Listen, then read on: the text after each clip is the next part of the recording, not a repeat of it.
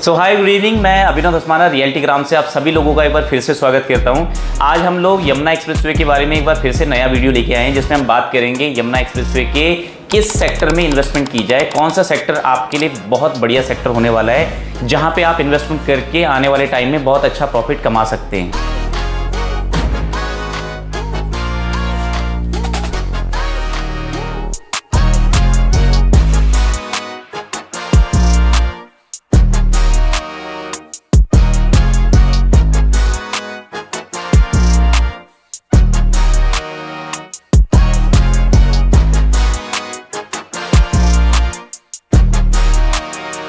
Last video में मैंने आपको बताया था यमुना एक्सप्रेसवे की डेवलपमेंट्स के बारे में, सेक्टर 18, सेक्टर 20 और सेक्टर 22D में क्या क्या डेवलपमेंट हो चुकी है उसके बारे में और कौन कौन सी इंडस्ट्रीज आ गई हैं। तो सारी वीडियो से आपको ये तो पता चल गया है कि यमुना एक्सप्रेसवे में इन्वेस्टमेंट करना आपके लिए 100% प्रॉफिटेबल रहेगा और सेफ रहेगा। और अगर आज एंट्री करते हैं यमुना एक्सप्रेसवे में तो प्राइस ऐसे हैं कि जो कि आने वाले टाइम में आपको कैपिटल एप्रिसिएशन बहुत अच्छी देंगी। जैसा कि आप सभी को पता है कि यमुना एक्सप्रेसवे में एशिया का दूसरा सबसे बड़ा एयरपोर्ट बन रहा है, नोएडा एयरपोर्ट, जो कि अगले कुछ महीने में बन के स्टार्ट हो जाएगा।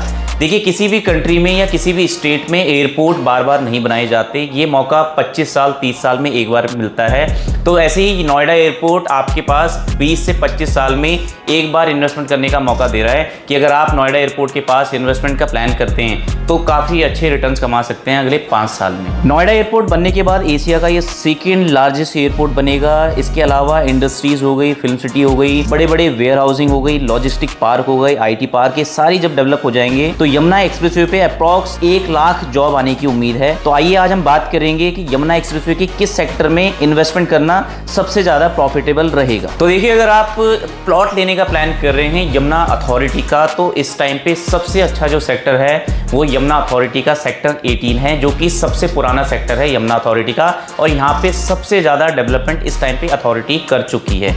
सेक्टर 18 में आपको जो साइज मिलता है वो एक ही साइज मिलता है 300 मीटर का। हालांकि कुछ पॉकेट अभी ऐसी ओपन हुई है जिसमें 120 मीटर के प्लॉट्स भी मिल जाते हैं, लेकिन मेजर जो आपको यहाँ पे साइज मिलेगा वो 300 मीटर का प्लॉट साइज मिलता है, जिसमें आपकी इमीडिएट रजिस्ट्री हो जाती है, म्यूटेशन हो जाता है, और आप अगर लोन लेना चाहो तो लोन भी मिल जाता है। प्लॉट की कीमत की बात की जाए तो उसकी जो कॉस्ट स्टार्ट होती है 300 मीटर की, वो करीब 1 करोड़ 90 लाख रुपए से कीमत स्टार्ट हो जाती है 300 मीटर प्लॉट साइज की।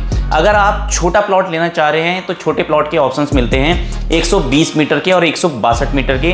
ये प्लॉट्स आपको मिलेंगे सेक्टर 22D में। यमुना एक्सप्रेसवे में अगर आप आगरा की तरफ जा रहे हैं तो सेक्टर 22D आपके राइट हैंड साइड की तरफ पड़ेगा, जहां पे आपको ये छोटे साइजेस मिलेंगे। यहाँ पे अगर प्लॉट की कीमत की बात की जाए तो यहाँ पे आपको प्लॉट मिलता है 120 मीटर 162 मीटर का, जिसकी कीमत स्टार्ट होती है लगभग 1 करोड़ 10 लाख रुपए से लेके 1 करोड़ 60 लाख रुपए में। यहाँ पे आपको छोटा प्लॉट मिल जाता है। इनकी भी आपकी रजिस्ट्री तुरंत हो जाती है, म्यूटेशन हो जाती है, और लोन लेना चाहो आप तो लोन भी मिल जाता है। अब आ जाते हैं अपार्टमेंट के ऊपर। अगर आप अपार्टमेंट लेने का प्लान कर रहे हैं तो आप इस टाइम पे सेक्टर 22D में अपार्टमेंट लेने का प्लान कर सकते हैं, क्योंकि जितने भी बड़े डेवलपर्स हैं वो सारे इस टाइम पे सेक्टर 22D में अपनी नई नई हाउसिंग अपार्टमेंट्स लॉन्च करने वाले हैं, जिसमें कई बड़े नाम हैं, जैसे आपका पूर्वांचल हो गया, एस ग्रुप हो गया, ATS ग्रुप हो गया, निम्बस ग्रुप हो गया। इस तरीके के कई बड़े डेवलपर्स हैं जिनकी हाउसिंग अपार्टमेंट्स इन सेक्टर्स में आपको देखने को मिल जाएंगे। सेक्टर 22D में प्राइवेट डेवलपर्स के अपार्टमेंट्स की बात की जाए तो यहाँ पे आपको 3 BHK approx 1500 to 1600 square feet की जो कीमत स्टार्टिंग मिलेगी वो करीब 1 करोड़ 40 लाख रुपए से आपको